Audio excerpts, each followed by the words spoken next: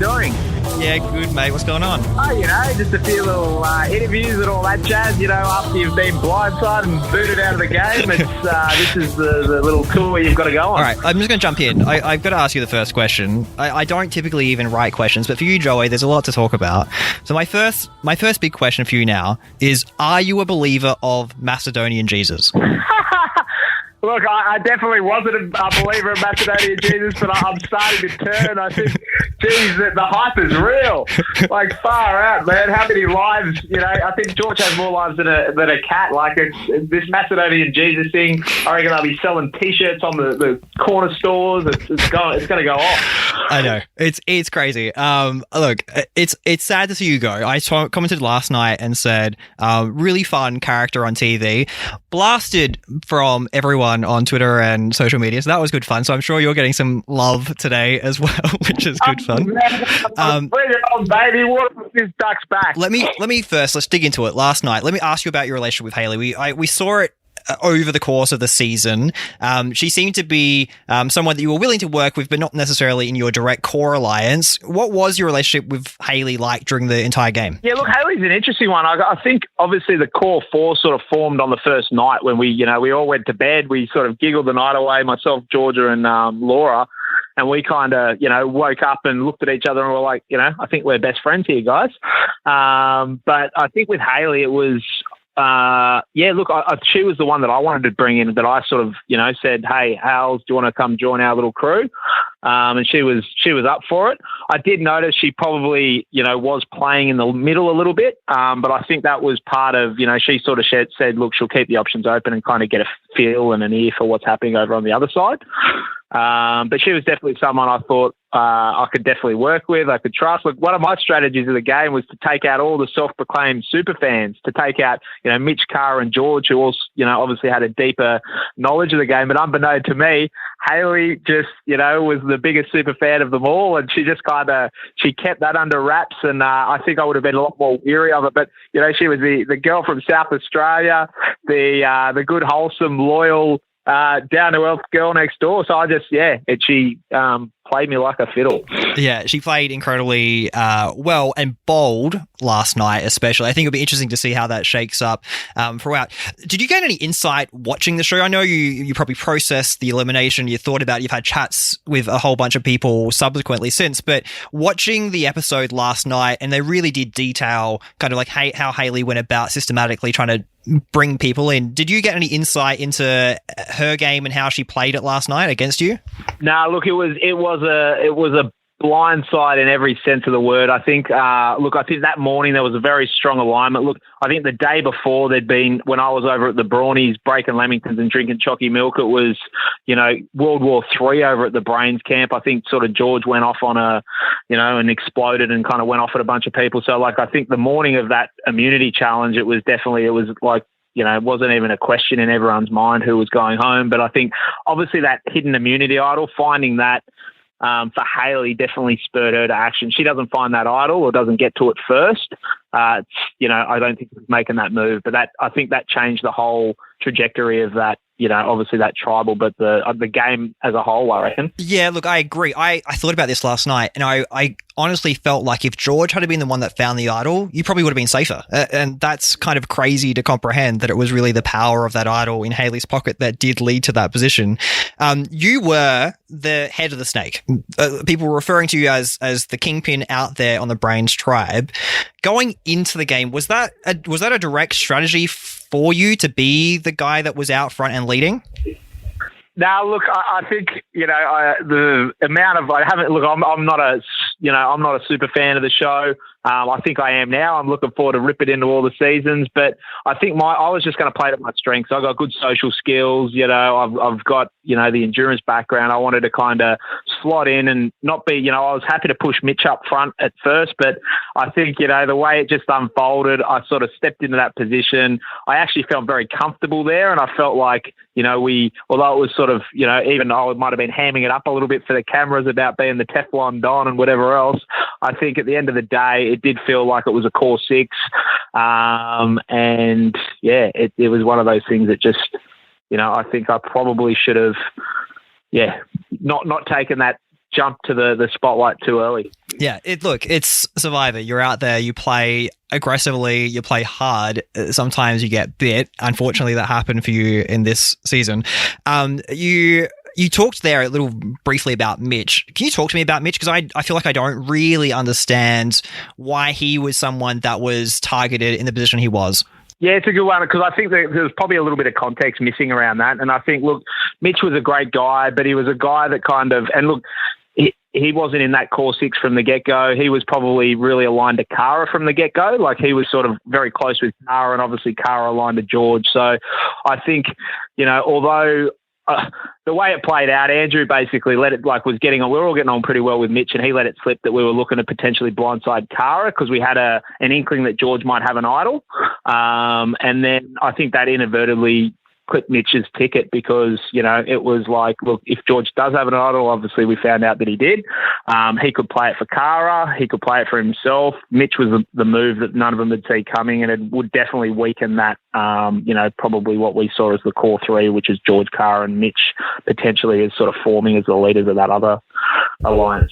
Yeah, that actually makes a lot more sense. Can you shine some light on your core alliance? Because you were the vocal point of that alliance. All the confessionals were coming through your lens, but obviously there's 4 of you in that group. I think they've done that obviously for where you've gone and the way that Hayley's made that big move against you to really give it impact. But can you give some light on the other 3 in that core alliance with you and the games they're playing at this point? Yeah, look, I think the guys to a certain extent, look, I called out a few strategies earlier around, potentially splitting votes, blindsiding. Here's why we should blindside Mitch. There's no pushback on it. So I think they were happy for me to essentially come up with the plays. Hayley probably was someone, look, I did get the sense that she didn't want to be kind of told what to do, and hence the reason probably in that last immunity, the split went back on the way because, again, I kind of threw it back to Rachel and Hayley, although it was portrayed as me throwing Way's name out there. I think it was basically Hayley had said, look, Rach wants potentially, Way as the split. So that's why I was like, all right, let's go with that. I want your input into this one. Yeah. But I think I look back at it, Hayley obviously, set that one up. Yeah, totally. Really well. Why Survivor? So you talked about not being a huge super duper fan of the show. Obviously now you love Survivor. Why do this? And obviously it's a new experience, especially for some of you who've had to wait over 12 months to play. So why do you decide to do this? Well, it's one of those games where people I know have always said to me, Joe, you should do Survivor. You're a people person. You're the endurance athlete. You're kind of custom made for this thing. And I think, look, for me, I love any challenge out there that's going to sort of test your resilience. And I see this as the ultimate battle of kind of wits and will. So for me, it was, the next step. And, I've never done anything in front of a camera before. So that was another element, which I was like, I wonder how this is going to go. But obviously when the cameras started rolling, I really decided I kind of like this, place. I want to be in front of these cameras more.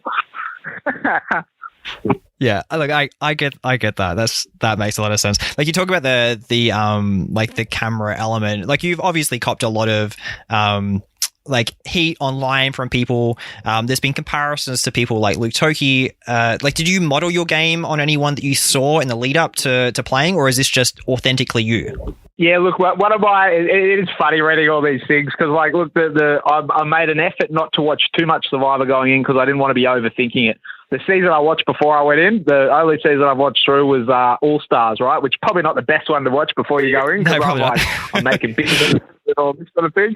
But, some of these comparisons are quite funny. Look, I live by a motto, which is choose your energy. Anyone who saw me on the screen that knows me is like, that's our Joey. They're probably saying, geez, Joey, you really toned it down for Survivor. Usually you're way more upbeat. So, look, it is what it is, man. I don't really, it's just water off a duck's back, for all these comparisons. I was talking about players I haven't actually seen play that I'm trying to be them. It's quite funny. So it is what it is. Yeah, agreed. Let me just throw one name at you, and I'd love to hear your thoughts. George.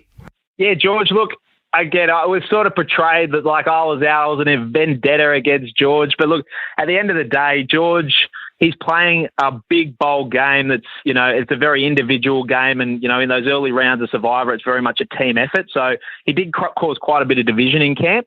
myself, I didn't actually have any confrontations with George around camp. I was probably the only one that didn't actually get into a bit of a dust-up at some point.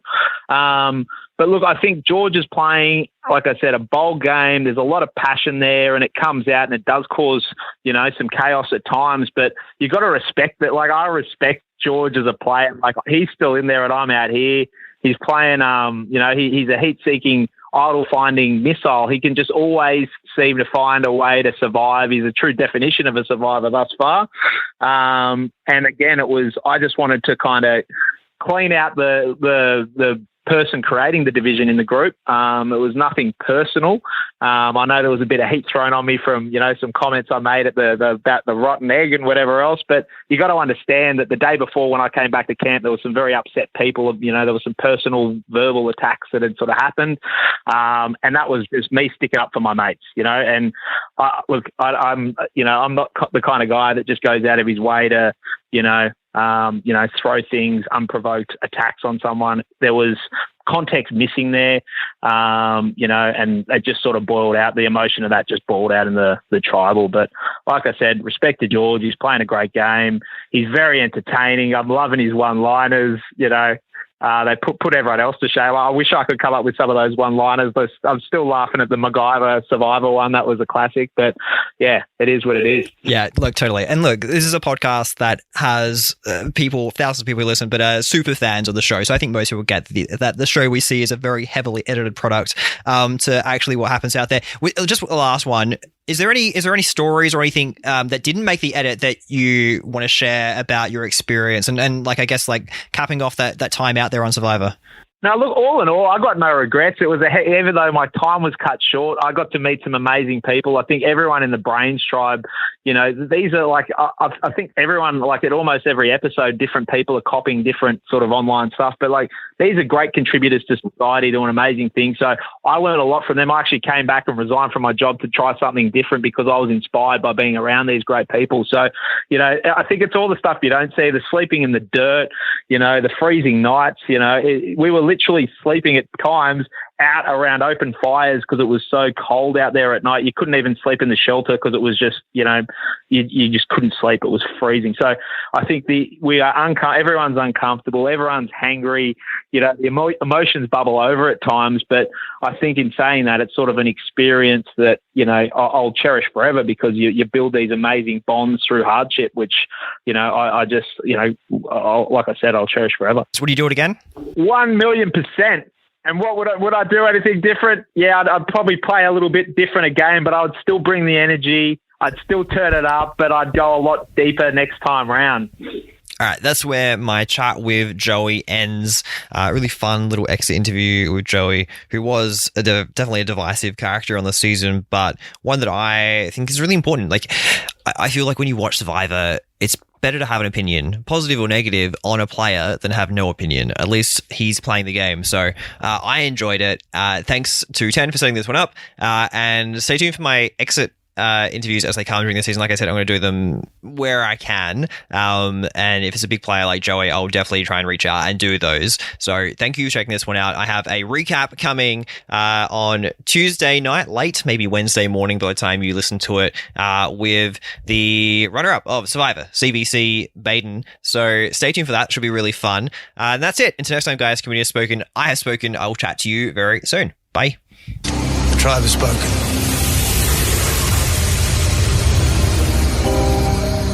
Time for you to go.